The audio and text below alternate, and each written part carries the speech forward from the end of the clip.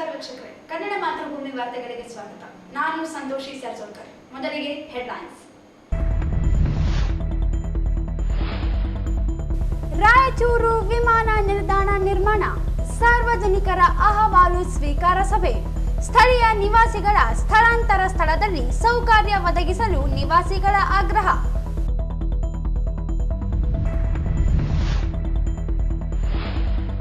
ಕಲ್ಯಾಣ ಕರ್ನಾಟಕ ಅಭಿವೃದ್ಧಿ ಮಂಡಳಿಯ ಶೈಕ್ಷಣಿಕ ಅಧ್ಯಯನ ಸಮಿತಿ ಸದಸ್ಯರ ನೇಮಕಾತಿಯಲ್ಲಿ ಅನ್ಯಾಯ, ಸರಿಪಡಿಸದಿದ್ದರೆ ಜಿಲ್ಲಾವಾರು ಒಳ ಮೀಸಲಾತಿ ಹೋರಾಟ. ರಾಘವೇಂದ್ರ ಕುಷ್ಟಗಿ ಎಚ್ಚರಿಕೆ.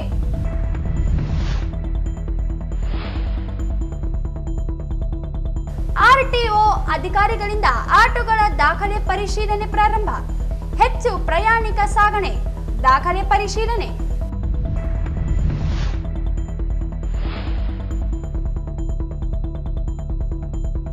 ಶಾಲಾ ಶಿಕ್ಷಣ ಇಲಾಖೆ ನೌಕರರ ಸಂಘದ ತಾಲೂಕು ಅಧ್ಯಕ್ಷರಾಗಿ ಹೀರಾಲಾಲ್ ಆಯ್ಕೆ.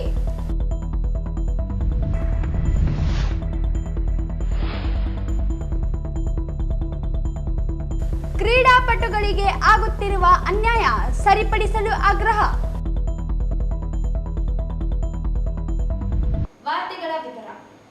ವಿಮಾನ ನಿಲ್ದಾಣದಿಂದಾಗಿ ಪರಿಸರಕ್ಕೆ ಹಾನಿಯಾಗದಂತೆ ವಿಮಾನ ನಿಲ್ದಾಣದ ಸುತ್ತಮುತ್ತಲಿನ ಪ್ರದೇಶದಲ್ಲಿ ಪರಿಸರ ಸಂರಕ್ಷಣೆಗೆ ಆರಂಭದಲ್ಲಿ 13 ಕೋಟಿ ಬಂಡವಾಳ ಹಾಗೂ ವಿಮಾನ ನಿಲ್ದಾಣ ಬಳಿಕ 16 ಕೋಟಿಯನ್ನು ಅನುದಾನ ಮೀಸಲಿಡಲಾಗಿದೆ ಎಂದು ಜಿಲ್ಲಾಧಿಕಾರಿ ನಿತೀಶ್ ಕೆ ಹೇಳಿದರು.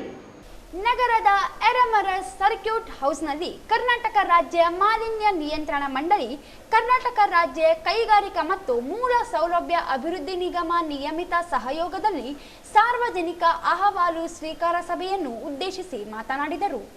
ತಾಲೂಕಿನ ಏಗನೂರು, ಎರ್ಮರಸ್ ದಂಡ್ ಗ್ರಾಮಗಳ 130.43 ಹೆಕ್ಟೇರ್ ಪ್ರದೇಶದಲ್ಲಿ ಗ್ರೀನ್ ಫೀಲ್ಡ್ ನೋ ಫ್ರೀಲ್ ವಿಮಾನ ನಿಲ್ದಾಣವನ್ನು ಅಭಿವೃದ್ಧಿಪಡಿಸಲು ಉದ್ದೇಶಿಸಿರುವ ಹಿನ್ನೆಲೆಯಲ್ಲಿ ವಿಮಾನ ನಿಲ್ದಾಣದ ಪರಿಸರ ಸಂರಕ್ಷಣೆ ಕುರಿತು ಅಗತ್ಯ ಕ್ರಮಗಳನ್ನು ಕೈಗೊಳ್ಳಲಾಗುತ್ತದೆ ಎಂದು ಹೇಳಿದರು. ವಿಮಾನ ನಿಲ್ದಾಣವು 322.3 ಎಕರೆಯಲ್ಲಿ ಅಭಿವೃದ್ಧಿಪಡಿಸಲಾಗುತ್ತದೆ.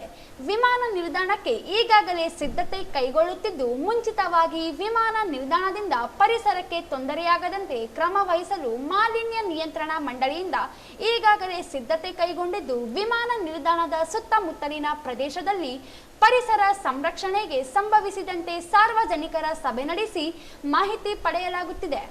ವಿಮಾನ ನಿಲ್ದಾಣದ ಸುತ್ತಮುತ್ತಲಿನ ಪ್ರದೇಶಗಳಲ್ಲಿ ಕೆರೆಗಳು ಮತ್ತು ಹಳ್ಳ ಕೊಳ್ಳಗಳ ರಕ್ಷಣೆ ಬಗ್ಗೆ ಮಾಹಿತಿ ನೀಡಿದ್ದು, ಈ ಬಗ್ಗೆ ಪರಿಸರ ಮಾಲಿನ್ಯ ನಿಯಂತ್ರಣ ಮಂಡಳಿಯು ಕ್ರಮ ವಹಿಸಲಾಗುತ್ತದೆ ಎಂದರು. ಏನಾದರೂ ನೆಗೆಟಿವ್ ಇಂಪ್ಯಾಕ್ಟ್ ಆಗುತ್ತಾ ಅನ್ನೋದ್ ಬಗ್ಗೆ ಈಗಾಗಲೇ ಸಾಕಷ್ಟು ನಮ್ಮ ಪೊಲ್ಯೂಷನ್ ಇಲಾಖೆ ಅವರು, ಆಮೇಲೆ ಜೊತೆಗೆ ಯಾರು ಈ ಏರ್ಪೋರ್ಟ್ನ ಅನುಷ್ಠಾನ ಮಾಡ್ತಾ ಇದ್ದಾರೆ, Karnataka state industrial infrastructure development board ಅವರು, ಅದೇ ವರ್ಷಕ್ಕೆ ಏನೇನು ಮುನ್ನೆಚ್ಚರಿಕಾ ಕ್ರಮ ತಗೋಬೇಕು ಅದನ್ನೆಲ್ಲ ನಾವು ತಗೊಂಡಿದ್ದೀವಿ. ಸೊ ಅದನ್ನ ಈಗ ನಮ್ಮ ಕನ್ಸಲ್ಟೆಂಟ್ ಅವರು, ಪರಿಸರ ಸಮಾಲೋಚಕರು ತಮ್ಗೆಲ್ಲ ಈಗ ವಿವರವಾಗಿ ತಾವು ಹೇಳ್ತಾರೆ. ನಾವು ಏನೇನು ಈಗ ಏರ್ಪೋರ್ಟು ಎಲ್ಲಿ ಬರ್ತಾ ಇದೆ, ಏರ್ಪೋರ್ಟ್ ಇಂದ ಏನೇನು ಪರಿಸರಕ್ಕೆ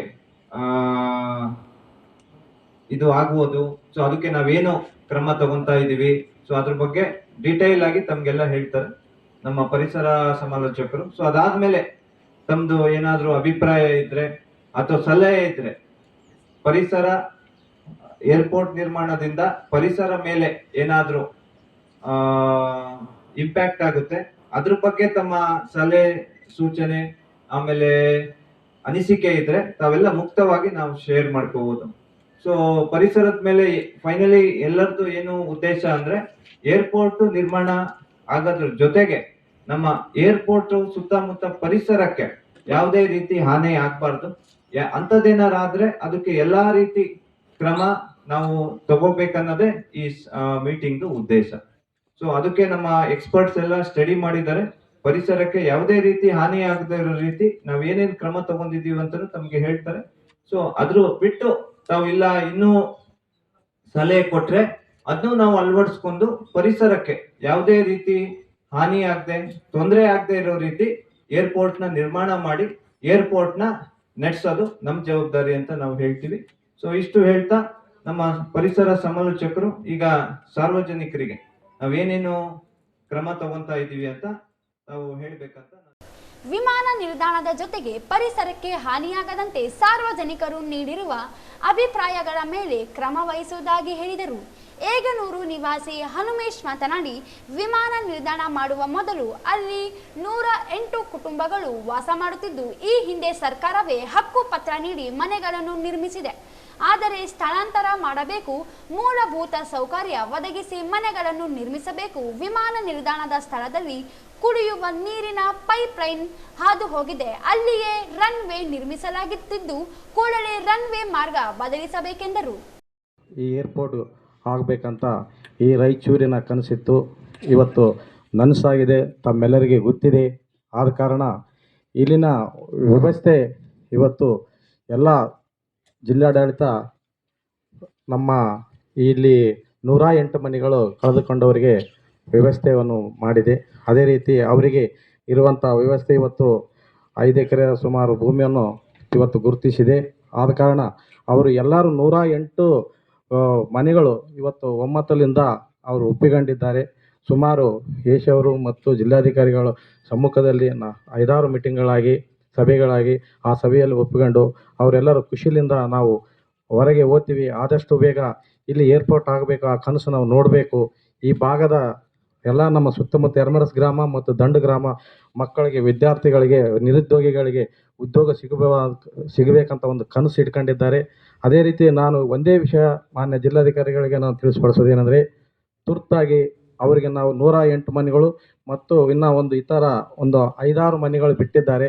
ಅವ್ರನ್ನ ಸಮೀಕ್ಷೆ ಪರೀಕ್ಷೆ ಮಾಡಿ ಅಲ್ಲಿ ನೋಡಿ ಖುದ್ದಾಗಿ ಅವ್ರಿಗೆ ಏನು ಪರಿಹಾರವನ್ನು ಕೊಟ್ಟು ಮತ್ತು ಅವರಿಗೆ ಅಲ್ಲಿ ಪ್ಲಾಟ್ಗಳು ಕೊಟ್ಟು ಆ ಪ್ಲಾಟ್ಗಳಿಗೆ ಶುದ್ಧವಾದ ನೀರು ಕೊಟ್ಟು, ಅದೇ ರೀತಿಯಾಗಿ ಬೀದಿ ದೀಪಗಳು ರಸ್ತೆಯನ್ನು ಮಾಡಿ ಕೊಟ್ಟರೆ ಅವರೆಲ್ಲರೂ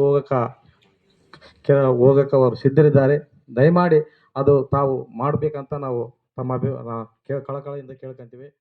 ಭೀಮರಾಯ ಹದ್ದಿನಾಳ ಮಾತನಾಡಿ, ಜಿಲ್ಲೆಯಲ್ಲಿ ಆರ್ಟಿಪಿಎಸ್ ಮತ್ತು ವೈಟಿಪಿಎಸ್ ಪವರ್ ಗ್ರೇಡ್ ವಿದ್ಯುತ್ ಕೇಂದ್ರಗಳಿಗೆ ಬೇಸಿಗೆಯಲ್ಲಿ ಅತಿ ಹೆಚ್ಚು ತಾಪಮಾನ ಏರಿಕೆಯಾಗುತ್ತಿದೆ. ವೈಟಿಪಿಎಸ್ ಮತ್ತು ಆರ್ಟಿಪಿಎಸ್ನಿಂದ ಗಿಡ ಮರಗಳನ್ನು ಬೆಳೆಸಿ ಪರಿಸರ ಸಂರಕ್ಷಣೆ ಮಾಡಬೇಕು. ಆದರೂ ಇದಾವುದು ಮಾಡಿಲ್ಲ. ಜಿಲ್ಲಾಡಳಿತ ಈ ಬಗ್ಗೆ ಕ್ರಮ ವಹಿಸಿಲ್ಲ. ಹಟ್ಟಿ ಚಿನ್ನದ ಗಣಿಯಿಂದ ಹೆಚ್ಚಿನ ಪ್ರಮಾಣದಲ್ಲಿ ಚಿನ್ನ ಉತ್ಪಾದನೆಯಾಗುತ್ತಿದೆ. ಅದರ ಆದಾಯ ಸರ್ಕಾರಕ್ಕೆ ಸಲ್ಲಿಕೆಯಾಗುತ್ತಿದೆ. ಅದರಿಂದ ಜಿಲ್ಲೆಯ ಅಭಿವೃದ್ಧಿ ಇಲ್ಲದಂತಾಗಿದೆ ಎಂದರು. ಆರ್ಟಿಪಿಎಸ್, ವೈಟಿಪಿಎಸ್ ಪವರ್ ಗ್ರೇಡ್ ಹಾಗೂ ಹಟ್ಟಿ ಚಿನ್ನದ ಗಣಿಯಿಂದ CSR ಅನುದಾನ ನೀಡಲಾಗುತ್ತಿದೆ. ಇದನ್ನು ಸಮರ್ಪಕ ಬಳಕೆ ಮಾಡಿಕೊಂಡು ಪರಿಸರ ಸಂರಕ್ಷಣೆ ಆದ್ಯತೆ ನೀಡಬೇಕು ಎಂದು ತಿಳಿಸಿದರು. ಬಸವರಾಜ್ ಕಳಸ ಮಾತನಾಡಿ, ಯರಮರಸ್ ಬಳಿ 68 ವರ್ಷಗಳ ಹಿಂದೆ ನೆಹರು ಅವರು ತುರ್ತು ಭೂಸ್ಪರ್ಶ ಮಾಡಿ ಪ್ರಾಣ ಉಳಿಸಿದ ಪ್ರದೇಶವಾಗಿದ್ದು ಅನೇಕ ಕಡೆ ವಿಮಾನ ನಿಲ್ದಾಣಗಳಾಗಿವೆ. ಆದರೆ ಇಲ್ಲಿ ಆಗಲಿಲ್ಲ. ಅಂದಿನ ಪ್ರಧಾನಿಗಳಾಗಿದ್ದ ನೆಹರು ಅವರು ವಿಮಾನ ನಿಲ್ದಾಣ ಮಾಡಲು ಆದ್ಯತೆ ನೀಡಿದ್ದು, ನಂತರ ಇಂದಿರಾ ಗಾಂಧಿ ಅವರು ಜಿಲ್ಲೆಗೆ ಆಗಮಿಸಿದಾಗ ವಿಮಾನ ನಿಲ್ದಾಣ ನಿರ್ಮಾಣ ಭರವಸೆ ನೀಡಿದ್ದರು. ಅಂದಿನಿಂದ ಇಂದಿನವರೆಗೂ ಆಗಿಲ್ಲ. 68 ವರ್ಷಗಳ ವಿಮಾನ ನಿಲ್ದಾಣ ಆಗಿದೆ. ಸಾಧಕ ಬಾಧಕಗಳನ್ನು ಆಲಿಸಬೇಕಾಗಿದೆ. ಕಲಬುರಗಿ ವಿಮಾನ ನಿಲ್ದಾಣ ಆಗಿದೆ. ಆದರೆ ಈಗ ಪ್ರಯಾಣಿಕರ ಕೊರತೆಯಿಂದ ವಿಮಾನಗಳು ಕಡಿಮೆಯಾಗಿ ಮುಚ್ಚುವ ಸ್ಥಿತಿಗೆ ಬಂದಿದೆ. ಆಗದಂತೆ ಮುಂಚಿತವಾಗಿ ಈ ಭಾಗದಲ್ಲಿ ಇಂಡಸ್ಟ್ರಿಗಳು ಹೆಚ್ಚಾಗಬೇಕು. ಅಂತಾರಾಷ್ಟ್ರೀಯ ಮಟ್ಟದಲ್ಲಿ ಸೋನಾ ಮಸೂರಿ, ಅಕ್ಕಿ, ಹತ್ತಿ ರಫ್ತಾಗುತ್ತಿದೆ. ಇಂಡಸ್ಟ್ರಿಗಳು ಇನ್ನೂ ಅಭಿವೃದ್ಧಿ ಪಡೆಯಬೇಕು. ಇಂಡಸ್ಟ್ರಿಗಳಿಗೆ ಸುಮಾರು 10,000 ಎಕರೆ ಭೂಮಿ ಇಡಬೇಕು. ಜಾಗತಿಕ ಬಂಡವಾಳ ಹೂಡಿಕೆ ನಡೆಯುತ್ತಿದ್ದು ಜಿಲ್ಲೆಯ ಪಾತ್ರ ಮುಖ್ಯವಾಗಿದೆ. ವಿಮಾನ ನಿಲ್ದಾಣದ ಸುತ್ತಮುತ್ತಲಿನ ಪ್ರದೇಶದಲ್ಲಿ ಪರಿಸರ ಸಂರಕ್ಷಣೆ ಮಾಡಬೇಕು. ಬಿಸಿಲಿನ ತಾಪಮಾನವನ್ನು ಹೆಚ್ಚಿದೆ. 2 ವಿದ್ಯುತ್ ಘಟಕಗಳಿಂದ ಪರಿಸರ ಸಂರಕ್ಷಣೆ ಮಾಡುವ ಕೆಲಸ ಆಗಿಲ್ಲ. ಜಿಲ್ಲಾಡಳಿತದಿಂದ ನಿರ್ದೇಶನ ನೀಡಬೇಕು ಎಂದರು. ಏಗನೂರು ಗ್ರಾಮಸ್ಥರು ವಿಮಾನ ನಿಲ್ದಾಣಕ್ಕೆ ನೆಹರು ಹೆಸರು ಇಡಲು ವಿರೋಧಿಸಿ ಏಗನೂರು ಅಥವಾ ರಾಯಚೂರು ಹೆಸರಿಡಬೇಕೆಂದು ಆಗ್ರಹಿಸಿದರು. ಅಭಿವೃದ್ಧಿ ಕೆಲಸಗಳು ವೇಗವನ್ನು ಪಡ್ಕೊಳ್ತಾ ಇದ್ದಾವೆ. ಅವ್ರ ಕಾಲ್ಗುಣನೋ ಅಥವಾ ಏನೋ ಗೊತ್ತಿಲ್ಲ.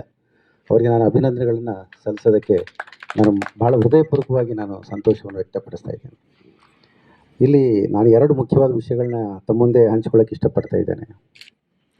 ರಾಯಚೂರಿಗೆ ಏರ್ಪೋರ್ಟ್ ಬರಬೇಕಾದ್ರೆ 68 ವರ್ಷಗಳು ಕಾಯಬೇಕಾಯ್ತು. ನಾವು ಇಡೀ ಕರ್ನಾಟಕದಲ್ಲೇ ಬೆಂಗಳೂರು ಬಿಟ್ಟ ಮೇಲೆ ನೆಕ್ಸ್ಟ್ ಏರ್ಪೋರ್ಟ್ ರಾಯಚೂರಿಗೆ ಆಗಬೇಕಾಗಿತ್ತು.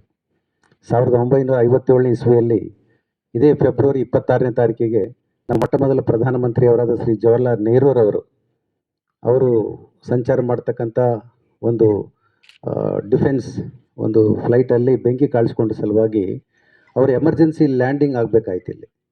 ಅದರ ಪೈಲಟ್ ರಫಟ್ ಅಂತೇಳಿ ಅವರ ಒಂದು ಕಾರ್ಯಕ್ಷಮತೆ, ಸಮಯದ ಬಗ್ಗೆ ಅವರಿಗೆ ಒಂದು ಕಾನ್ಷಿಯಸ್ನೆಸ್, ಒಂದು ಬದ್ಧತೆಯಿಂದ, ಧೈರ್ಯದಿಂದ ಇಲ್ಲಿ ಒಂದು ಎಮರ್ಜೆನ್ಸಿ ಸ್ಟ್ರಿಪ್ ಇದೆ, ಏರ್ ಸ್ಟ್ರಿಪ್ ಇದೆ ಅಂತೇಳಿ ಒಂದು ಕಲೆಕ್ಟ್ ಮಾಡಿಕೊಂಡು ಕ್ಷಣ ಮಾತ್ರದಲ್ಲಿನೇ ಅವರು ಇಲ್ಲಿ ಲ್ಯಾಂಡ್ ಮಾಡ್ತಾರೆ.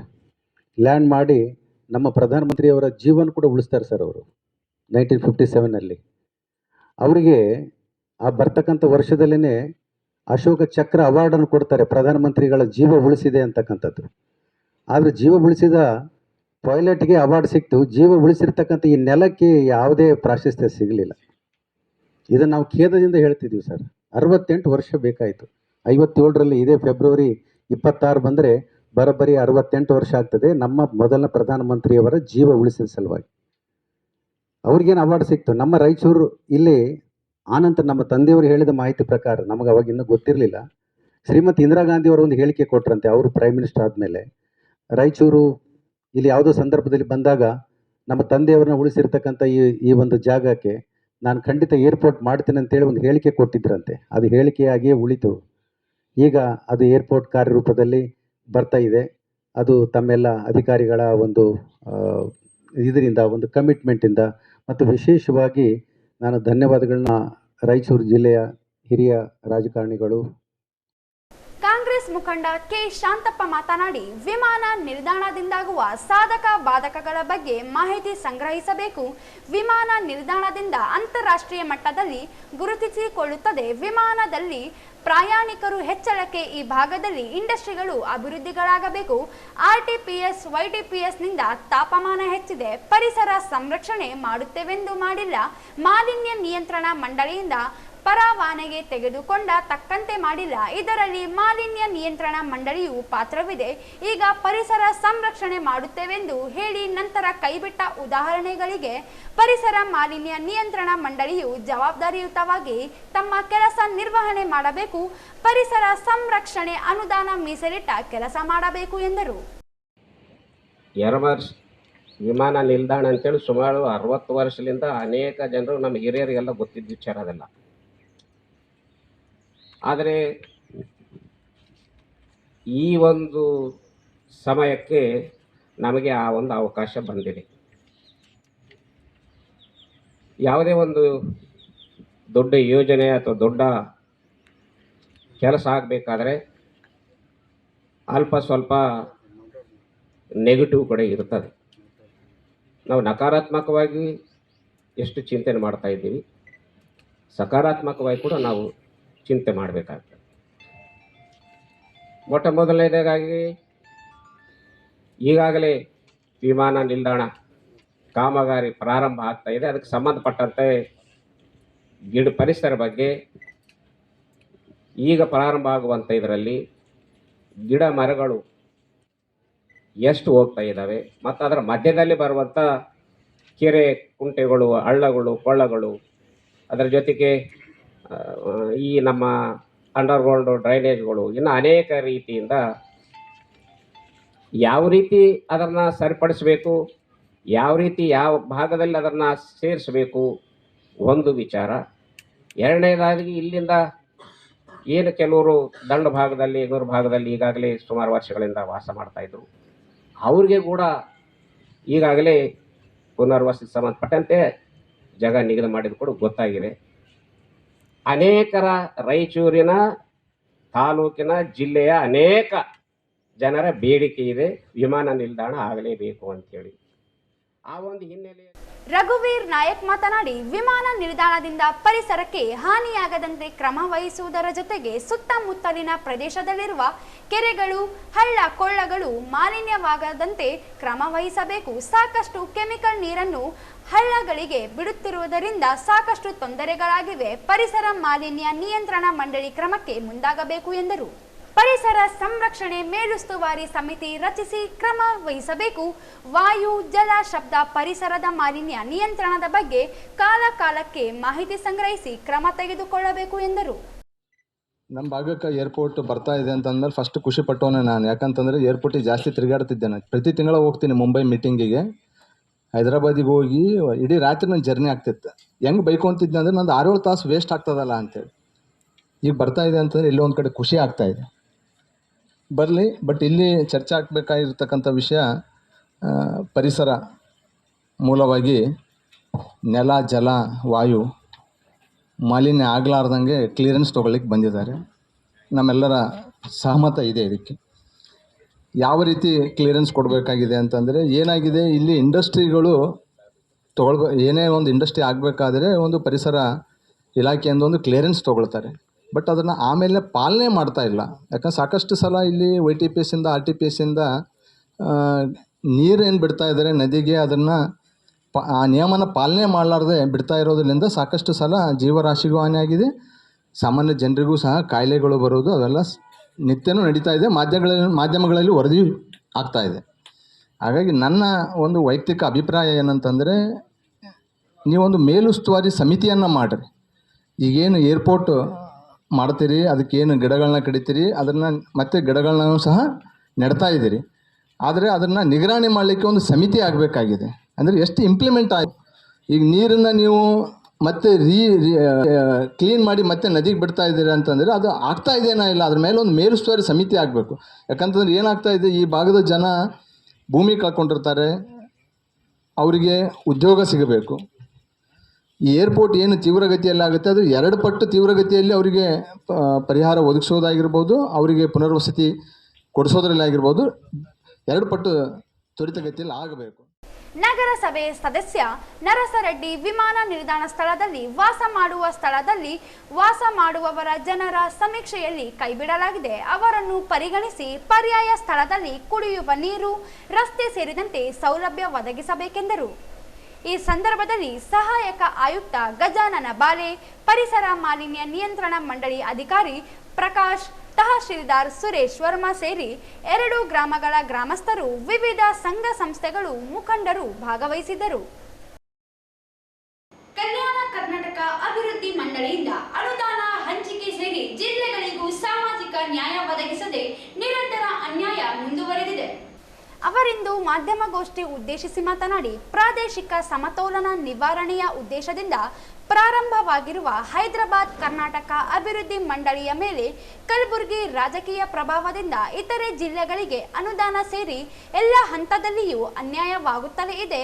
ಕಲಬುರಗಿ ಜಿಲ್ಲೆಯ ನಾಯಕರಿಗೆ ಎಲ್ಲವೂ ತಮಗೆ ಮೀಸಲು ಎನ್ನುವ ಮನೋಭಾವ ಹೆಚ್ಚಳವಾಗುತ್ತಿದೆ. ಈ ಹಿಂದೆ ರಾಯಚೂರು ಜಿಲ್ಲೆಗೆ ಮಂಜೂರಿಯಾಗಬೇಕಿದ್ದ ESI ಆಸ್ಪತ್ರೆ, ವಿಶ್ವವಿದ್ಯಾಲಯ, ತಾಯಿ ಮತ್ತು ಮಗು ಆಸ್ಪತ್ರೆ ಸೇರಿದಂತೆ 10 ಯೋಜನೆಗಳು ಅನುದಾನ ಕಲಬುರಗಿಗೆ ಸೀಮಿತವಾಗಿದೆ. ಅನ್ಯಾಯವನ್ನು ಪ್ರಶ್ನಿಸಬೇಕಾದ ಎಲ್ಲ ಪಕ್ಷದ ಶಾಸಕರುಗಳು ಮೌನ ಸಮ್ಮತಿ ಪ್ರದರ್ಶಿಸುತ್ತಿದ್ದಾರೆ. ಉಸ್ತುವಾರಿ ಸಚಿವರು ಸಹಿತ ಕಲಬುರಗಿ ಜಿಲ್ಲೆಯವರನ್ನೇ ಸರ್ಕಾರ ನೇಮಿಸಿದೆ. ಜಿಲ್ಲೆಯ NS ಬೋಸರಾಜ್, ಹಂಪನಗೌಡ ಬಾದರ್ರಿ, ಡಾಕ್ಟರ್ ಶಿವರಾಜ್ ಪಾಟೀಲ್ ಸೇರಿದಂತೆ ಎಲ್ಲ ಶಾಸಕರುಗಳು ಧ್ವನಿ ಎತ್ತಬೇಕಿದೆ. ಇಲ್ಲಿಯವರೆಗೆ ರಚನೆಯಾಗದೇ ಇರುವ ಶೈಕ್ಷಣಿಕ ಅಧ್ಯಯನ ಸಮಿತಿ ರಚಿಸಲು ಮಂಡಳಿ ಮುಂದಾಗಿರುವುದು ಸ್ವಾಗತಾರ್ಹವಾಗಿದೆ. ಆದರೆ 7 ಜಿಲ್ಲೆಗಳ ಪ್ರತಿನಿಧಿಗಳು ಇದ್ದರೆ ಮಾತ್ರ ಸಮಸ್ಯೆಗಳ ಕುರಿತು ಬೆಳಕು ಚೆಲ್ಲಲು ಸಾಧ್ಯವಿದೆ. ಸಮಿತಿಯಲ್ಲಿ ಬಳ್ಳಾರಿ, ಬೀದರ್ ಜಿಲ್ಲೆಯಲ್ಲಿ ತಲಾ ಒಬ್ಬರು ಬಿಟ್ಟರೆ ಉಳಿದವರೆಲ್ಲರೂ ಕಲಬುರಗಿಯವರೇ ಆಗಿದ್ದಾರೆ. ರಾಯಚೂರು ಜಿಲ್ಲೆಯಿಂದ Syed Hafeezulla, professor BV Patil, doctor Amaresh Nugadoni, doctor Amaresh Yatagal ಸೇರಿದಂತೆ ಅನೇಕರಿದ್ದಾರೆ. ಕಲಬುರಗಿ 8 ಜನರನ್ನು ಮಾಡಿದ್ದಾರೆ. 7 ಜಿಲ್ಲೆಗಳಿವೆ. ಇದರೊಳಗೆ ಬಳ್ಳಾರಿ, ಬೀದರು, ಗುಲ್ಬರ್ಗ 3 ಜಿಲ್ಲೆಗೆ ಇದರಲ್ಲಿ ಪ್ರಾತಿನಿಧ್ಯ ಕೊಟ್ಟು 4 ಜಿಲ್ಲೆಯಿಂದ ಒಂದೇ ಒಂದು ಹೆಸರನ್ನು ಇವರು ತಗೊಂಡಿ ಶಿಕ್ಷಣ ಅಭಿವೃದ್ಧಿ ಹಿನ್ನೆಲೆ ಒಳಗೆ ತಜ್ಞರ ಸಮಿತಿ ಮಾಡಿದ್ರೆ ಬಹಳ ಯೋಗ್ಯತೆ. ಅದನ್ನು ನಾವು ಸ್ವಾಗತಿಸ್ತೀವಿ. ಅದನ್ನ ನಿಜವಾಗ್ಲೂ ಆಗಬೇಕು, ಎಲ್ಲೋ ಆಗಬೇಕಾಗಿತ್ತು. ಈಗ ಅವರು ಮಾಡಿದ್ದಾರೆ, ಇದು ಒಳ್ಳೆ ಕೆಲಸ, ಇದನ್ನು ನಾವು ಅಭಿನಂದಿಸ್ತೇವೆ. ಆದರೆ ಈ ಶಿಕ್ಷಣ ಸಮಿತಿ ಒಳಗೆ ಬರೀ ಗುಲ್ಬರ್ಗಾದವ್ರಿಗೇನೆ ಶಿವಪಾಲು ಕೊಟ್ಟು 5 ಮಂದಿ ಗುಲ್ಬರ್ಗಾದವ್ರನ್ನೇ ಹಾಕಿ ರಾಯಚೂರು, ಕೊಪ್ಪಳ, ವಿಜಯನಗರ ಜಿಲ್ಲೆ, ಯಾದಗಿರಿ ಜಿಲ್ಲೆಯಿಂದ ಒಬ್ಬ ತಜ್ಞರನ್ನು ಅಂದ್ರೆ ರಾಯಚೂರು ಒಳಗೊಂಡಂತೆ ಎಲ್ಲ ಕಡೆಗೂ ದಾಟ್ರು ಇದ್ದಾರೆ. ಇಲ್ಲಿ ಯಾರು ಶಾಣೆಯರಿಲ್ಲ, ಯೋಗ್ಯರಿಲ್ಲ, ತಜ್ಞರಿಲ್ಲ ಅಂತೇಳಿ ಇವರು ಭಾವಿಸಿದಾರು. ಅಥವಾ ಇಲ್ಲಿ ಯಾರು ಕೇಳೋರಿದ್ದಾರೆ, ಇಲ್ಲಿ MLAಗಳು ಬೋಸರಾಜ್ ಆಯ್ತು, ಶಿವರಾಜ್ ಪಾಟೀಲ್ ಆಯ್ತು, ಹಂಪನಗೌಡ ಪಾದರ್ಲಿ ಆಯ್ತು, ಇವೆಲ್ಲ ಈ ಜಿಲ್ಲೆ ಒಳಗಿದ್ದಂಥ MLAಗಳಿಗೆ ಇವ್ರು ಏನು ಮಾಡಿದ್ರು ನಡೀತದೆ ಅಂತ ಅವ್ರು ತಿಳ್ಕೊಂಡಾರು. ಅಥವಾ ನಮ್ಮ MLA MP ಗಳೇನಿದ್ದಾರೆ ಈ ಭಾಗದವರು ಅವರು ತಿಳ್ಕೊಂಡಷ್ಟು ಕೈಲಾಗದವರು ನನಗೆ ಗೊತ್ತಾಗಲ್ಲ. ಈ ಭಾಗಕ್ಕೆ ಒಂದು ಅನ್ಯಾಯ, ಈ ಅನ್ಯಾಯ ಸರಿಪಡಿಸಬೇಕು.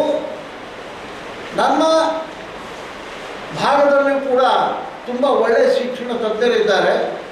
ಅವರೊಂದಿಷ್ಟು ಹೆಸರೇ ಏನಾಗಬೇಕು ಅನ್ನೋ ಮಾತನ್ನು ಹೇಳ್ತೀನಿ. ಯಾಕಪ್ಪ, ನಮ್ಮ ರಾಯಚೂರೊಳಗೆ ಹಫೀಜುಲ್ಲಾ ಅಂತಿದ್ದಾರೆ, GV ಪಾಟೀಲ್. ಕೊಪ್ಪಳದಲ್ಲಿಯೂ ಅಲ್ಲಮ ಪ್ರಭು ಪಾಟೀಲ್ ಬೆಟ್ಟದೂರು, ಇ ಧನರಾಜ್, ಸಾವಿತ್ರಿ ಮುಜಮದಾರ್, ವಿಜಯನಗರ ಜಿಲ್ಲೆಯಲ್ಲಿ ವೆಂಕಟಗಿರಿ ದಳವಾಯಿ, ಡಾಕ್ಟರ್ HD ಪ್ರಶಾಂತ್, ಯಾದಗಿರಿ ಜಿಲ್ಲೆಯಿಂದ ಪ್ರೊಫೆಸರ್ ನಾಗಣ್ಣ ಕಿಲ್ಲಾರಿ, ಪ್ರೊಫೆಸರ್ ರಿಂಗಣ್ಣ, ಗೋನಾಳ್ ಭೀಮಪ್ಪ ಸೇರಿ ಅನೇಕರಿದ್ದಾರೆ. ಇಲ್ಲಿಯ ಜಿಲ್ಲೆಯವರನ್ನು ದಡ್ಡರೆಂದು ಪರಿಗಣಿಸಿದ್ದಾರೋ ಇಲ್ಲ, ಯಾರೋ ಕೇಳುವುದೇ ಇಲ್ಲ, ಕೊಡುವುದ್ಯಾಕೆ ಎನ್ನುವ ಮನೋಭಾವ ಗೊತ್ತಿಲ್ಲ, ಕೈಲಾಗದವರೆಂದು ಪರಿಭಾವಿಸಿದ್ದಾರೆ.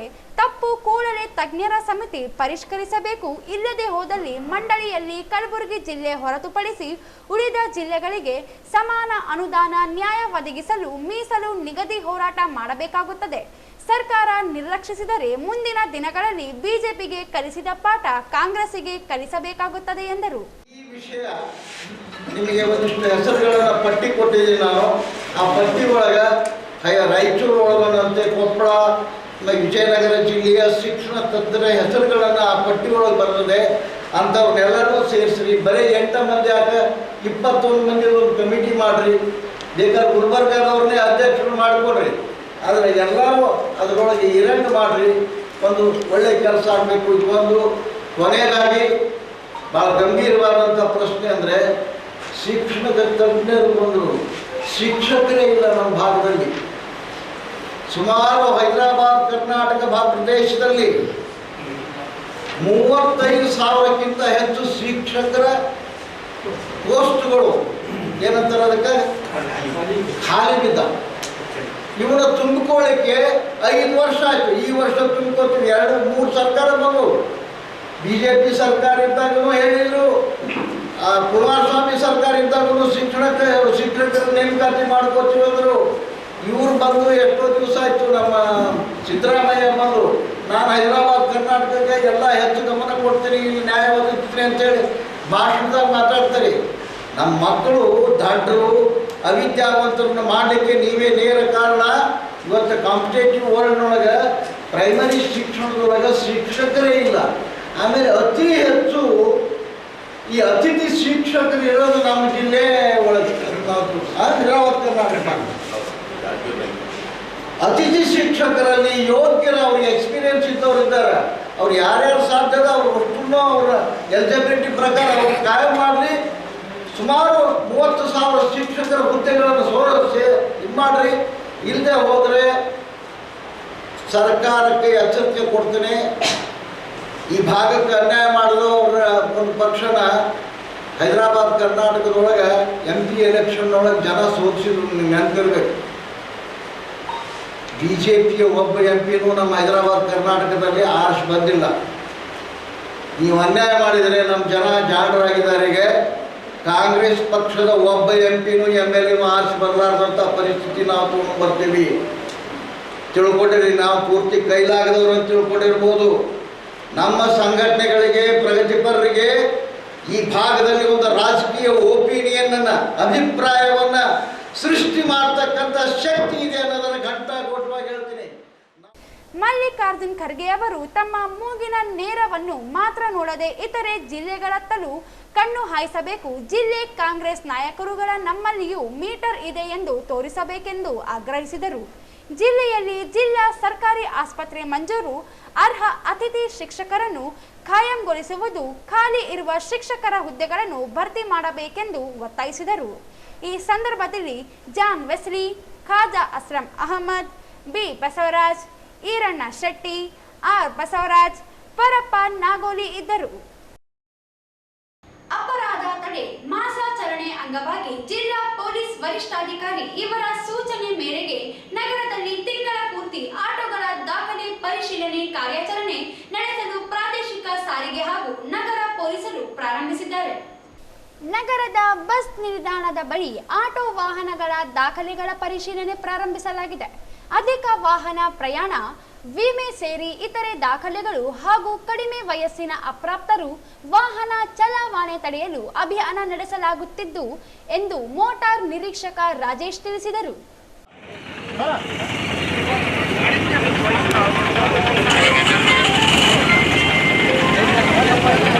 ಸರ್ ಹೌದು ಸರ್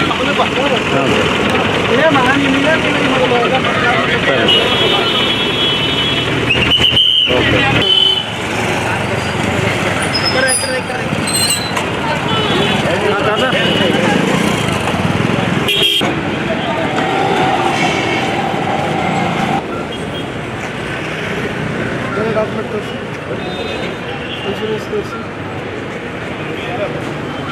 ಅಲ್ಲೇ ರೋಡ್ ಸೇಫ್ಟಿ ಅಂತ ಹೇಳೆಲ್ಲ ಮಾಡಿದ್ವಿ. ಈಗ ಅವೇರ್ನೆಸ್ ಬಂತಾ ಇಲ್ಲ ನಮ್ಗೆ ಗೊತ್ತಾಗಿಲ್ಲ. ತೋರಿಸಿ, ಡಾಕ್ಯುಮೆಂಟ್ ತೋರಿಸಿ. ನಿಮ್ದು ಯಾವುದಪ್ಪ?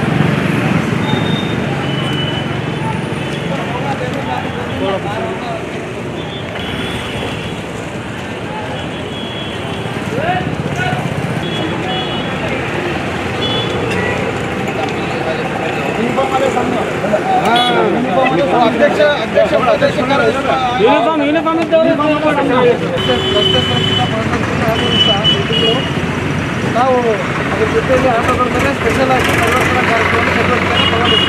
ಅರ್ಧ ಆಯ್ತಾ? ಅರ್ಧ ಆಯ್ತಲ್ಲ? ಇದನ್ನ ಇಟ್ಕೊಂಡು ಎಲ್ಲ ಇಟ್ಕೊಂಡು ಆದ್ಮೇಲೆ ಜನ ಲೋಡ್ ಮಾಡಬೇಕು. ಎಲ್ಲರಿಗೂ ಹೇಳಿದ್ದೀವಿ.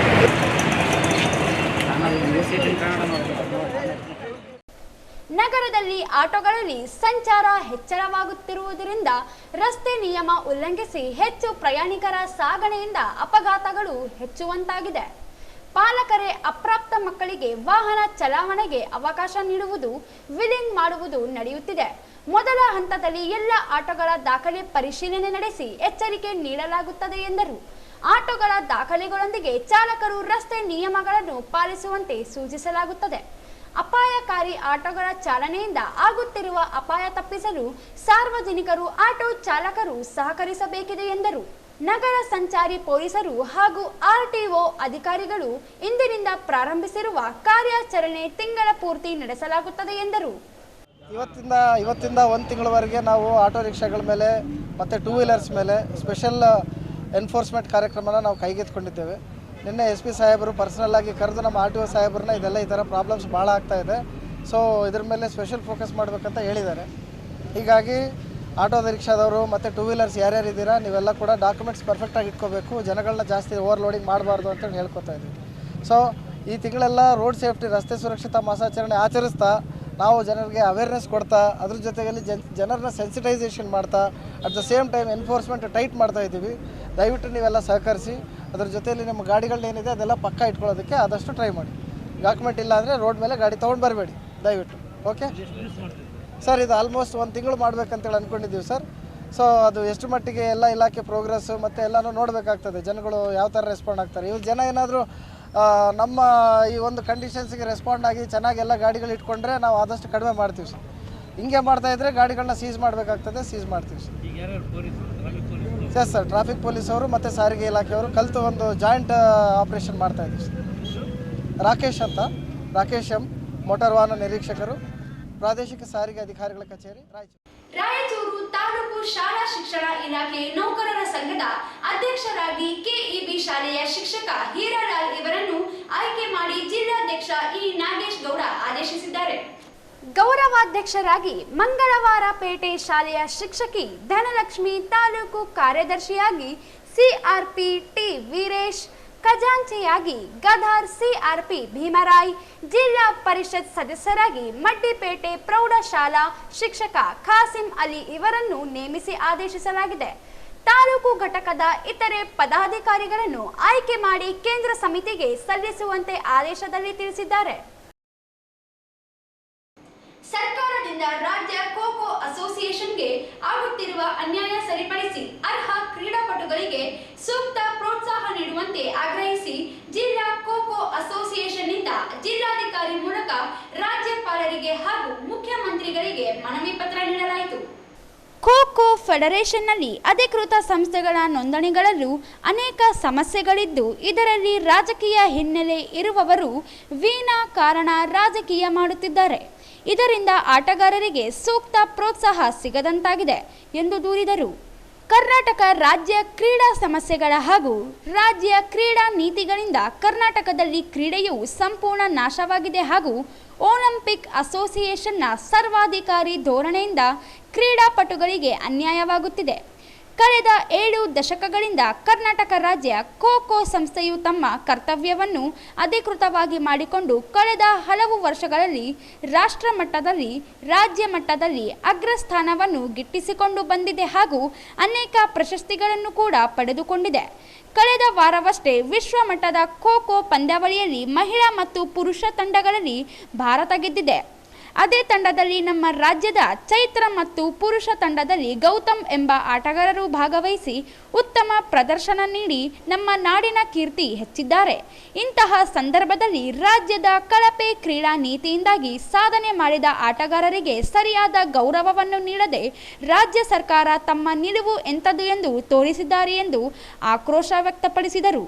ಈ ಅವ್ಯವಸ್ಥೆ ಸರಿಪಡಿಸುವಂತೆ ಆಗ್ರಹಿಸಿ ಬಹುಮಾನದ ಹಣವನ್ನು ತಿರಸ್ಕರಿಸಿ ಇಲ್ಲಿನ ಕ್ರೀಡಾ ಸಂಸ್ಥೆಗಳು ಸರ್ಕಾರಕ್ಕೆ 10 ದಿನಗಳ ಕಾಲ ಅವಕಾಶ ನೀಡಿದಾಗ ಪ್ರತಿಕ್ರಿಯೆ ನೀಡಿದ ಮುಖ್ಯಮಂತ್ರಿಗಳು ಈ ಸಮಸ್ಯೆಗಳನ್ನು ಸರಿಪಡಿಸುತ್ತೇನೆ ಎಂದು ಭರವಸೆ ನೀಡಿದರು. ಆದರೆ ಈವರೆಗೂ ಯಾವುದೇ ಪ್ರತಿಕ್ರಿಯೆ ಬಾರದ ಪರಿಣಾಮ ರಾಜ್ಯಾದ್ಯಂತ ಕ್ರೀಡಾಪಟುಗಳು ಹಾಗೂ ಕ್ರೀಡಾಸಕ್ತರು ಆಕ್ರೋಶ ವ್ಯಕ್ತಪಡಿಸುತ್ತಿದ್ದಾರೆ. ಇವೆಲ್ಲವನ್ನು ಗಮನಿಸಿ ಆದಷ್ಟು ಬೇಗ ಮುಖ್ಯಮಂತ್ರಿಗಳು ಸರಿಪಡಿಸಬೇಕೆಂದು ಅಸೋಸಿಯೇಷನ್ ಸದಸ್ಯರು ಒತ್ತಾಯಿಸಿದರು. ಈ ಸಂದರ್ಭದಲ್ಲಿ ರಾಜ್ಯ ಖೋ-ಖೋ ಅಸೋಸಿಯೇಷನ್ನ ಅಧ್ಯಕ್ಷ ವೈ ಸುರೇಂದ್ರ ಬಾಬು, ಖಜಾಂಚಿಗಳಾದ ಸಂತೋಷ್ ಕುಮಾರ್ ಪೊಲೀಸ್ ಪಾಟೀಲ್, ಉಪಾಧ್ಯಕ್ಷ ರಮೇಶ್ ನಾಯಕ್, ತರಬೇತಿದಾರರಾದ ಲಿಂಗಣ್ಣ ಸೇರಿದಂತೆ ಅನೇಕರು ಇದ್ದರು. ಕೊನೆಯಲ್ಲಿ ಮತ್ತೊಮ್ಮೆ ಹೆಡ್ಲೈನ್ಸ್. ರಾಯಚೂರು ವಿಮಾನ ನಿಲ್ದಾಣ ನಿರ್ಮಾಣ, ಸಾರ್ವಜನಿಕರ ಅಹವಾಲು ಸ್ವೀಕಾರ ಸಭೆ, ಸ್ಥಳೀಯ ನಿವಾಸಿಗಳ ಸ್ಥಳಾಂತರ ಸ್ಥಳದಲ್ಲಿ ಸೌಕರ್ಯ ಒದಗಿಸಲು ನಿವಾಸಿಗಳ ಆಗ್ರಹ.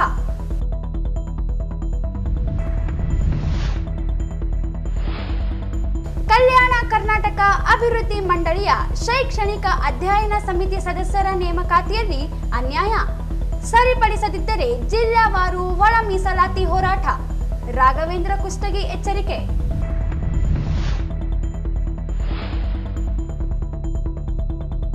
ಆರ್ಟಿಒ ಅಧಿಕಾರಿಗಳಿಂದ ಆಟೋಗಳ ದಾಖಲೆ ಪರಿಶೀಲನೆ ಪ್ರಾರಂಭ, ಹೆಚ್ಚು ಪ್ರಯಾಣಿಕ ಸಾಗಣೆ, ದಾಖಲೆ ಪರಿಶೀಲನೆ.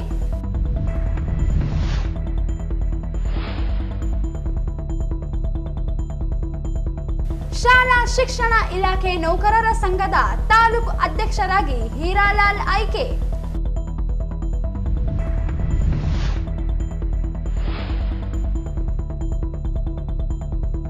ಕ್ರೀಡಾಪಟುಗಳಿಗೆ ಆಗುತ್ತಿರುವ ಅನ್ಯಾಯ ಸರಿಪಡಿಸಲು ಆಗ್ರಹ. ಇಲ್ಲಿಗೆ ವಾರ್ತೆಗಳ ಪ್ರಸಾರ ಮುಕ್ತಾಯವಾಯಿತು. ಮುಂದಿನ ವಾರ್ತೆಗಳೊಂದಿಗೆ ಮತ್ತೆ ಭೇಟಿಯಾಗೋಣ. ವಂದನೆಗಳು.